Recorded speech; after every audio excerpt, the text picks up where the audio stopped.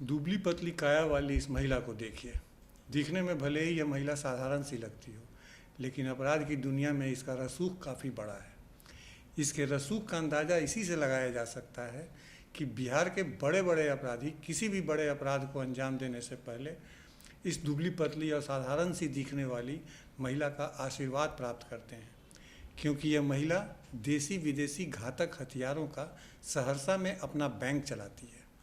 अपराधी इस महिला से भाड़े पर हथियार लेकर आपराधिक घटनाओं को अंजाम देते रहे हैं।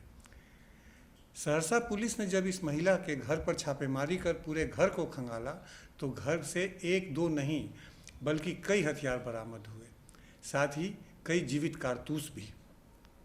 बरामद हथियारों में केवल देसी पिस्टल और कट्टे ही नहीं थे, बल्कि 9mm की पिस्टल भी शामिल है। बताया जाता है कि बड़े बड़े अपराधी इस महिला से भाड़े पर हथियार लेकर न सिर्फ आपराधिक वारदातों को अंजाम देते रहे हैं, बल्कि उन हथियारों के किराए के रूप में इस महिला को मोटी रकम का भुगतान भी करते रहे हैं। रकम का भुगतान अपराध की गंभीरता पर भी निर्भर करता है। अगर अपराधियों ने इस महिला के द्वारा उपलब्ध कराए गए हथियारों से लूट या डकैती की किसी बड़ी घटना को अंजाम दिया है तो बदले में लूटी गई संपत्ति का एक हिस्सा भी इस महिला को मिलता रहा है। चलिए अब आपको इस महिला और उसके हथियार सिंडिकेट के बारे में बताते हैं। सहरसा पुलिस के हत्थे चढ़ी इस महिला के पकड़े जाने की कहानी भी कम दिलचस्प नहीं है। दरअसल पिछले मई महीने में सहरसा शहर के नया बाजार से सिविल सर्जन के अंगरक्षक मंजीत सिंह की 9mm की सर्विस रिवॉल्वर चोरी चली गई थी। सहरसा पुलिस चोरी गए उस रिवॉल्वर की बरामदगी के लिए लगातार हाथ पांव मार रही थी। इस बीच विगत गुरुवार को सहरसा पुलिस को एक गुप्त सूचना मिलती है कि शहर के गोबरगढ़ा स्थित नहर के समीप कुछ लोग अपराध की योजना बना रहे हैं। सूचना पर जब पुलिस उस स्थान पर छापेमारी करती है तो मौके से 4 लोगों को गिरफ्तार भी करती है। गिरफ्तार किए गए अपराधियों की पहचान मंजेश कुमार, महादेव शाह, अशोक शाह और निशा कुमारी के रूप में की जाती है।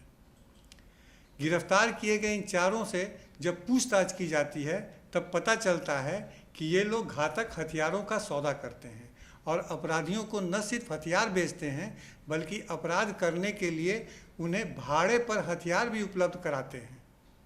पुलिस ने जब निशा कुमारी से पूछताछ शुरू की तो उसने बताया कि वह नहीं, उसका पति हथियारों का धंधा करता है। पुलिस अब उसके पति की तलाश में भी जुट चुकी है। सहरसा की एसपी लिपि सिंह बताती हैं कि गिरफ्तार अपराधियों के पास से चोरी का न केवल एक 9mm सर्विस पिस्टल बरामद किया गया है, बल्कि उनके पास से एक देसी पिस्टल, 2 देसी कट्टा, एक मैगजीन और अलग अलग बोर के कुल 12 जिंदा कारतूस भी बरामद किए गए हैं।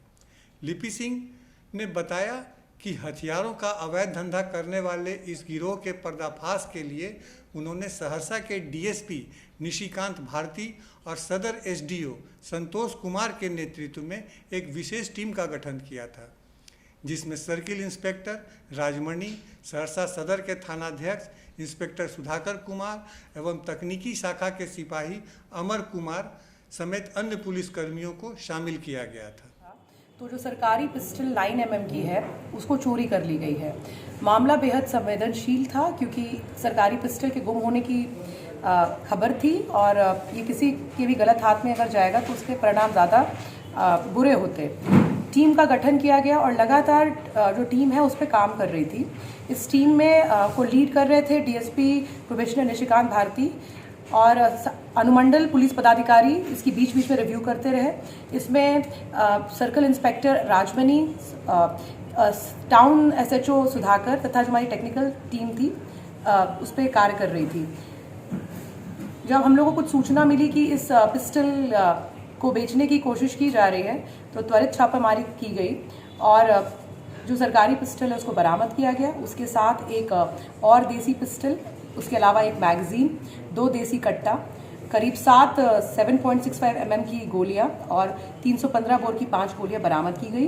गिरफ्तार जो लोग हुए हैं उसमें से मंजेश कुमार यादव, महादेव शाह, निशा कुमारी और अशोक शाह, और उन्होंने कबूल किया है कि पिस्टल चोरी कर ली गई थी क्योंकि पुलिस लगातार दबिश बनाए हुई थी, इसलिए उसको बेचने में भी कठिनाई हो रही थी और फाइनली जो है इस मामले का उद्भेदन कर लिया गया है। ये सहरसा पुलिस के लिए बहुत बड़ा अचीवमेंट है। महिला का क्या रोल है? महिला का रोल ये है कि इसका पति मेन रिस्पॉन्सिबल था और महिला के पास ही ये बरामद किया गया हथियार, और पति को अभी भी हम लोग पकड़ने की कोशिश कर रहे हैं, वो भी फरार है इस पूरे मामले में। क्या इससे पहले भी ये लोग हथियार की चोरी सप्लाई कर रहे थे? हथियार के सप्लायर की तो बात सामने आ रही, क्योंकि इसके अलावा 3 और हथियार उनके पास से मिला है, लेकिन सरकारी पिस्टल का तो ये पहला मामला था। बहरहाल इस पूरे मामले में महिला के साथ 3 अन्य अपराधियों की गिरफ्तारी यह बताने के लिए काफ़ी है कि सहरसा में अपराधियों के पास हथियारों का एक बड़ा जखीरा मौजूद है। उन्हीं हथियारों के बल पर अपराधी सहरसा में लगातार आपराधिक वारदातों को अंजाम देते रहे हैं। खुलासा के लिए पटना से राजीव रंजन के साथ सहरसा से इंद्रदेव की रिपोर्ट।